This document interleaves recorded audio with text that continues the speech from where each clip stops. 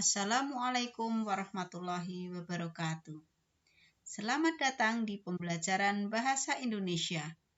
Kali ini kita akan mengungkap fakta alam secara objektif dalam teks laporan hasil observasi.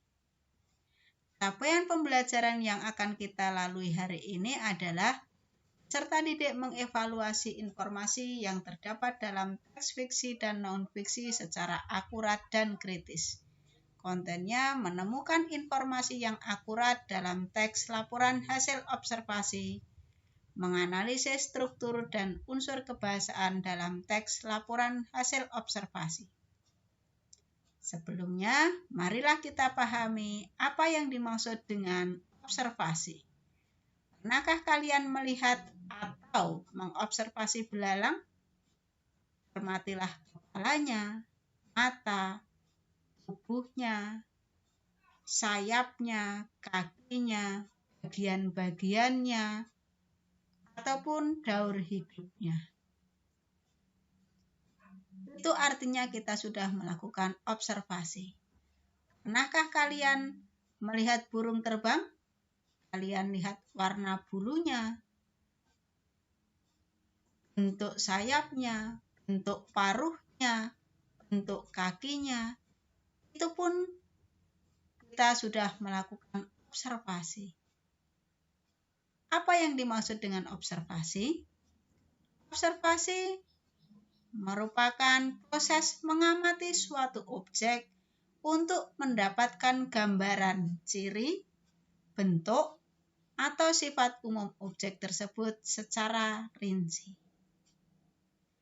Untuk selanjutnya, kegiatan kita simaklah teks video berikut. Kalian bisa mengikuti video ini dengan baik, kemudian kalian bisa menjawab pertanyaan-pertanyaan ataupun kalian dapat mengungkapkan hal yang ada di dalam teks tersebut. Atau kalian juga bisa membaca teks yang ada di buku Cerdas Cergas yang berjudul Belalang Anggrek. Sebelum atau sesudahnya kalian memunculkan beberapa pertanyaan, maka sesudah membaca atau menyimak teks tadi, kalian tentu dapat menjawab pertanyaan-pertanyaan seperti apa yang diobservasi dalam teks, mana belalang tersebut sering ditemukan, terdiri dari berapa bagian tubuh belalang itu. Coba kalian sebutkan. Bagaimana perbedaan ukuran tubuh belalang jantan dan betina? Bagaimana daur hidup belalang ini? Nah, kalian juga bisa menjawab pertanyaan, apa manfaat belalang ini bagi manusia? Ketika kalian sudah bisa menjawab beberapa pertanyaan ini, inilah yang dimaksud dengan pokok-pokok informasi dalam bacaan. Dari pokok-pokok informasi ini, kalian sudah menemukan data yang akurat, kemudian kalian bisa mengungkapkan kembali isi teks dengan baik, secara akurat dan juga kritis. Anak-anak, selanjutnya kita akan mempelajari struktur teks laporan hasil observasi. Ada 3 bagian struktur teks laporan hasil observasi, yaitu pernyataan umum atau klasifikasi, deskripsi bagian, dan juga deskripsi manfaat. Yang dimaksud dengan pernyataan umum atau klasifikasi adalah paragraf pembuka atau pengantar umum hal yang akan disampaikan. Untuk deskripsi bagian, uraian rinci, ciri-ciri mengenai objek atau bagian-bagiannya. Sementara untuk deskripsi manfaat adalah paragraf yang menyampaikan manfaat dan fungsi dari objek dalam kehidupan sehari-hari. Dari teks Belalang Anggrek kita dapat menemukan bahwa pernyataan umum atau klasifikasinya adalah belalang anggrek beserta nama ilmiah dan ciri-ciri umumnya. Kemudian untuk deskripsi manfaatnya ada di paragraf-paragraf tengah, meliputi bagian tubuhnya, bentuk dan warna tubuhnya, makanan belalang anggrek, daur hidup. Kemudian untuk manfaatnya, belalang anggrek sebagai pembasmi hama dan hewan peliharaan. Inilah yang dimaksud dengan struktur teks laporan hasil observasi. Selanjutnya, kita akan membahas unsur kebahasaan dalam teks laporan hasil observasi yang meliputi makna kata ilmiah, kalimat definisi dan kalimat deskripsi, dan fungsi D. Makna kata ilmiah merujuk pada penggunaan kata-kata ilmiah dalam teks.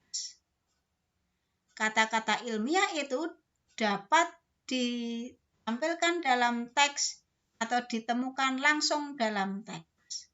Atau bisa juga kita harus mencarinya, menemukan maknanya dalam kamus atau ensiklopedia. Contoh dari kata ilmiah adalah predator polyphagus, herbivora. Nah, itu contoh kata ilmiah. Kemudian, jika ditemukan secara langsung, contohnya di situ menggunakan sebagai persamaan. Belalang anggrek merupakan predator polyphagus. Predator polyphagus disamakan dengan pemakan beberapa jenis mangsa. Sementara ketika kita harus mencari makna dalam kamus atau ensiklopedia, kalian dapat mencari makna kata itu menggunakan KBBI yang luring ataupun daring. Anak-anak, selanjutnya kita akan mempelajari kalimat definisi dan kalimat deskripsi. Kalimat definisi merupakan kalimat yang menjelaskan suatu hal, baik benda hidup maupun benda mati secara umum. Cirinya dalam kalimat itu menggunakan adalah, merupakan, atau yaitu. Contoh, belalang anggrek adalah salah satu jenis belalang sentadu. Di situ menggunakan kata adalah. Untuk kalimat deskripsi, kalimat ini digunakan untuk menggambarkan sifat-sifat atau ciri-ciri yang khusus atau spesifik dari suatu benda. Menunjuk pada ciri, maka di situ tubuh mereka berwarna putih dengan aksen merah muda lembut atau cerah. Itu menunjukkan ciri-ciri dari belalang anggrek. Berikutnya, yang ketiga adalah fungsi D. D bisa berfungsi sebagai kata depan. Maksudnya menunjukkan keterangan tempat atau waktu. Cirinya D ditulis terpisah dari kata yang mengikutinya. Contoh, belalang sembah hidup di Indonesia. Fungsi D yang berikutnya adalah sebagai imbuhan. Di sini fungsi D membentuk kata kerja pasif. Penulisannya serangkai. Contoh, observasi telah dilakukan beberapa hari yang lalu. Inilah fungsi D. Nah, anak-anak, untuk mereview pemahaman kalian bisa membaca atau menyimak teks Tonggeret yang terdapat dalam buku Cerdas Cergas. Selanjutnya, kalian bisa menjawab beberapa pertanyaan untuk menemukan pokok-pokok informasi yang ada di dalam teks. Berikutnya, kalian juga bisa menganalisis struktur teks Tonggeret mulai dari pernyataan umum, deskripsi bagian, dan deskripsi manfaat. Formatnya kalian bisa memodifikasi. Berikutnya untuk analisis unsur kebahasaan teks Tonggeret, coba kalian temukan kata ilmiah dalam teks itu. Berikutnya kalian sebutkan satu kalimat definisi dan satu kalimat deskripsi. Yang ketiga, menuliskan kalimat yang menggunakan di sebagai imbuhan dan kalimat yang menggunakan di sebagai kata depan. Kalian bisa menggunakan format seperti ini ataupun memodifikasinya.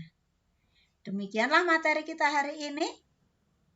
Sampai jumpa pada materi berikutnya. Wassalamualaikum warahmatullahi wabarakatuh.